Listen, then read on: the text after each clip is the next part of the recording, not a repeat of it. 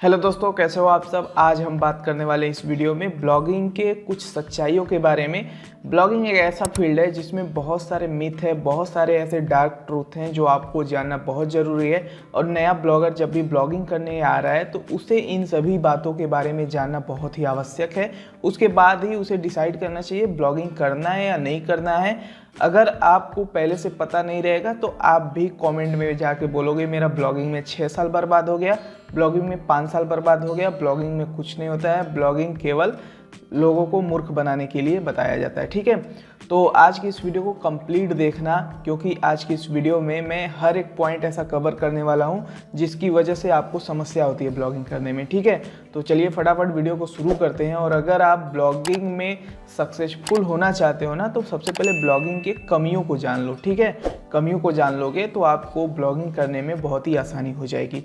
चलिए फटाफट वीडियो को शुरू करते हैं। तो ये रहा आपके सामने डार्क ट्रूथ ऑफ ब्लॉगिंग। सबसे पहला यहाँ पे डार्क ट्रूथ ये है कि millions of traffic with in months, एक महीने के अंदर मिलियन में ट्रैफिक। जैसे अगर मान लेते हैं मैं एक बिगिनर ब्लॉगर हूँ और मैंने आज एक डोमेन खरीदा, वर्डप्रेस वेबसाइट वगैरह सेटअप किया और मेरा एक महीने के अंदर मिलियन में ट्रैफिक आ गया।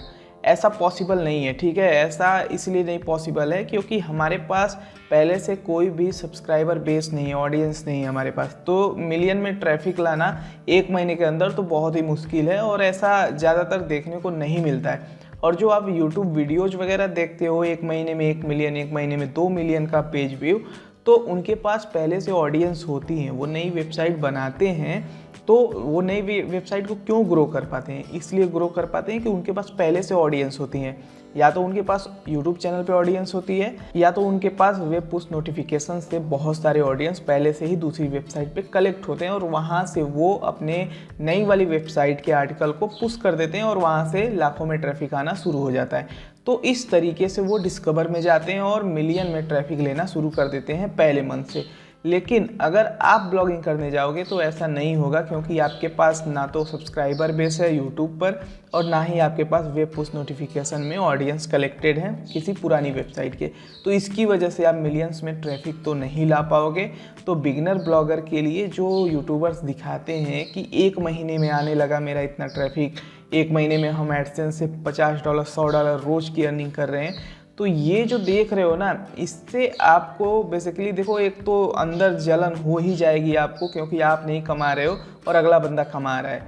तो वो मेन चीज़ नहीं बताएगा कि भाई हम इस वजह से कमा रहे हैं और आप किस वजह से नहीं कमा रहे हैं। उसका रीज़न है कि आप बिगिनर हो, आपके पास कोई भी बेस नहीं है ऑडियंस का, इसकी वजह से। ठीक है, दूसरा हमारे यहाँ पे पॉइंट है डार्क ट्रूथ का, वो है क्विक रिच गेम। लोग समझते हैं ब्लॉगिंग को। अब देखो, ब्लॉगिंग ऐसा नहीं है कि आप जल्दी से अमीर बन जाओगे। ब्लॉगिंग में भाई समय लगता है। मैं एक तरह से YouTube वीडियोज़ को मान सकता हूँ कि वीडियोज़ वायरल हो गई तो आप अचानक से वायरल हुई, अचानक से आप अमीर हो सकते हो, मोनेटाइज वगैरह हो जाती हैं तो। लेकिन जो ये ब्लॉगिंग है ना, ये ब्लॉगिंग ऐसा नहीं है। ब्लॉगिंग समय लेती है भाई। जिस तरह से सफलता समय मांगती है ना, उसी तरह से ब्लॉगिंग भी आपसे आपका समय मांगता है और उसके बाद ही आप रिच हो सकते हो ब्लॉगिंग से। एंड ब्लॉगिंग अगर आप करने जा रहे हो तो आपके पास समय होना चाहिए सारी चीज़ें समझने करने के लिए। अगर समय नहीं है, आप कुछ और काम कर लेना, क्योंकि ब्लॉगिंग क्विक रिच गेम नहीं है। अचानक से आपको पैसे से यहाँ पे भर नहीं देगा कि आप हर एक काम कर लोगे। ठीक है, इसमें बहुत समय लगता है। Point number 3, blogging as a career. देखो, ब्लॉगिंग आप कर रहे हो, इसे एज अ कैरियर तब लेना है जब आप ब्लॉगिंग से पहले से बहुत अच्छा पैसा कमाने लगो। ठीक है, अगर आप नया नया आ रहे हो, बिगिनर हो, तो इसे एज अ पार्ट टाइम शुरू करो।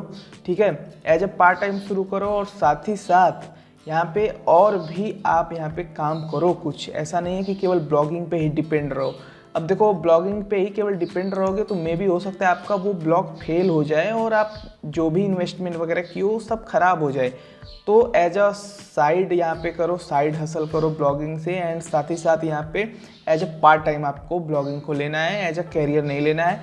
एंड जब आपकी 5-10 वेबसाइट वेल इस्टेब्लिश हो जाए, अच्छे से उससे रेवेन्यू जनरेट होना शुरू हो जाए, देन आपको यहाँ पे ब्लॉगिंग को एज अ कैरियर चूज करना चाहिए। ठीक है, तो शुरू में ही आते ही ब्लॉगिंग को कैरियर मत मान लेना।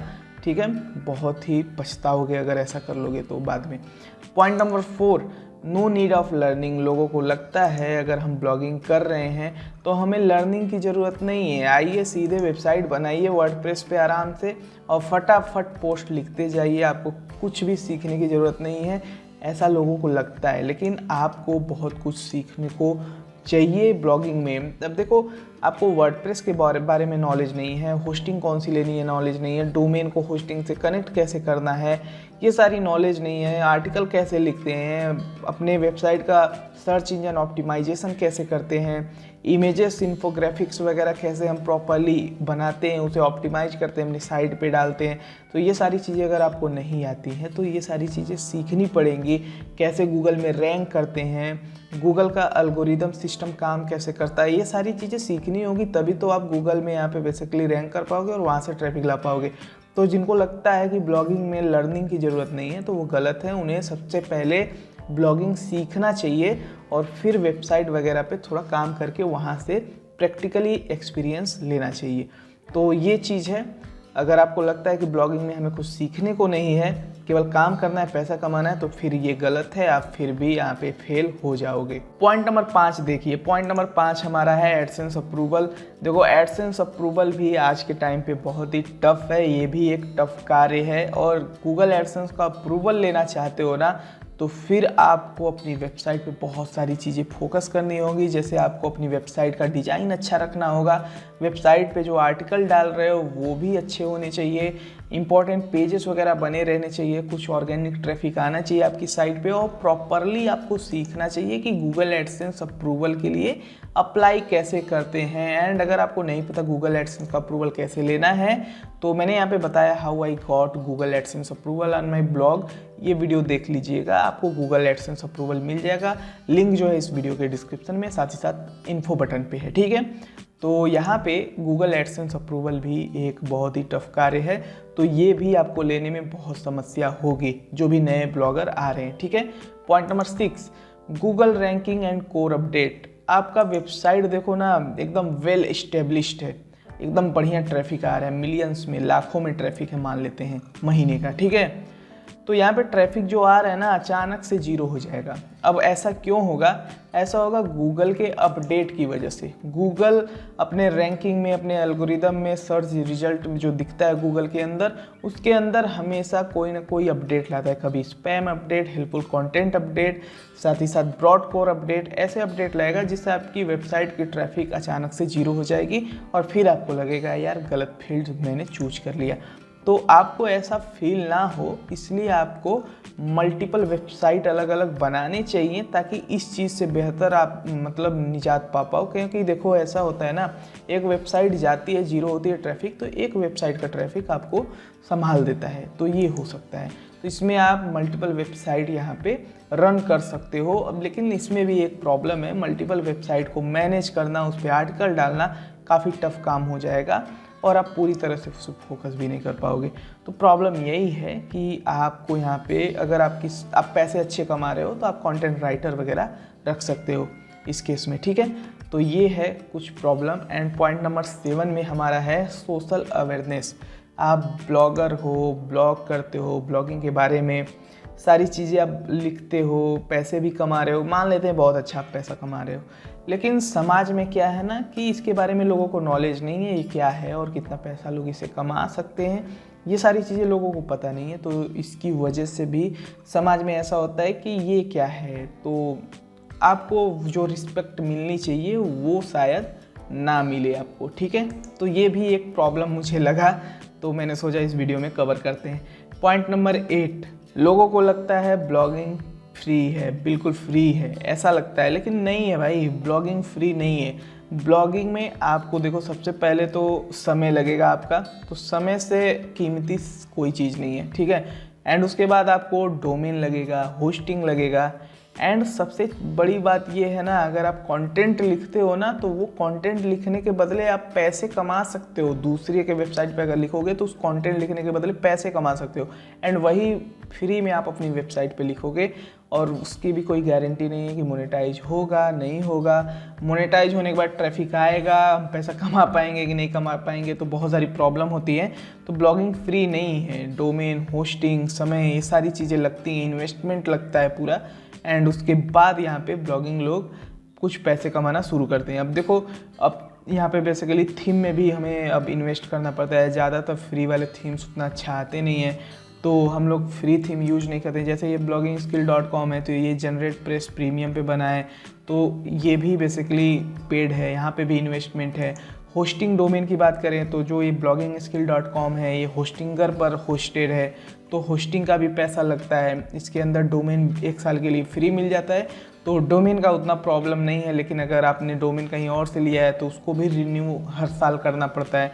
तो ऐसा आपको काम करना है कि आप पैसे कम से कम निकालो। अब देखो, एक चीज़ है, अगर आप होस्टिंगर से होस्टिंग ले रहे हो ना, तो 149 rupees, 69 rupees per month, 249 rupees per month. यहाँ पे मैं रिकमेंड करूँगा ये वाला मोस्ट पॉपुलर प्लान। अगर आप ब्लॉगिंग शुरू कर रहे हो, ये ले लेना, क्योंकि इसमें देखो ये तो एक तो अफोर्डेबल है, बहुत सस्ते में मिल जाता है। आपको देखो 1 साल के लिए, 12 महीने के लिए अप्रॉक्स आई थिंक 3000 के आसपास मिल जाएगा। लिंक डिस्क्रिप्शन में दिए गए लिंक से जाओगे और coupon code Neeraj Yadav use कर लेना, 10% एक्स्ट्रा ऑफ मिलेगा, तो काफ़ी सस्ते में हो जाएगा। एंड 100 वेबसाइट इसमें रन कर सकते हो, फ्री डोमेन भी इसके अंदर मिल जाता है 1 साल के लिए, ठीक है। तो इसकी वजह से वीकली बैकअप्स भी है, अनलिमिटेड यहाँ पे free SSL certificate, free email मिल जाता है। तो इसकी वजह से यहाँ पे मैनेज करना काफ़ी अच्छा हो जाता है होस्टिंगर के अंदर। एंड मैं डेफिनेटली रिकमेंड करूँगा कि आप होस्टिंगर ही यूज करना अगर आप ब्लॉगिंग आप शुरू कर रहे हो ये सारी चीज़ें देखने के बाद। और ऐसा इसलिए कह रहा हूँ कि होस्टिंगर बेहतर है, मैं पर्सनली यूज करता हूँ और मैं डेफिनेटली बोल सकता हूँ ये वीडियो स्पॉन्सर्ड नहीं है, ऐसा मत सोचना कि ये स्पॉन्सर्ड है। डेफिनेटली मैं बोल सकता हूँ कि होस्टिंगर बेस्ट है अभी के टाइम में, ठीक है। तो इसको आप यूज कर लेना, बिगिनर के लिए बहुत ही बढ़िया रहेगा। और अगर आपको ये वीडियो अच्छा लगा होगा, ये पॉइंट सारे जो मैंने बताए समझ में आया है, तो इस वीडियो को लाइक करिए, कमेंट में अपने ओपिनियन को ज़रूर दे देना कि आपका क्या सोचना है ब्लॉगिंग के बारे में। And blogging, SEO, make money online से रिलेटेड अगर आपको जानकारी चाहिए तो चैनल पे बहुत सारे वीडियोज़ हैं, देखिए और चैनल को सब्सक्राइब करिए। धन्यवाद।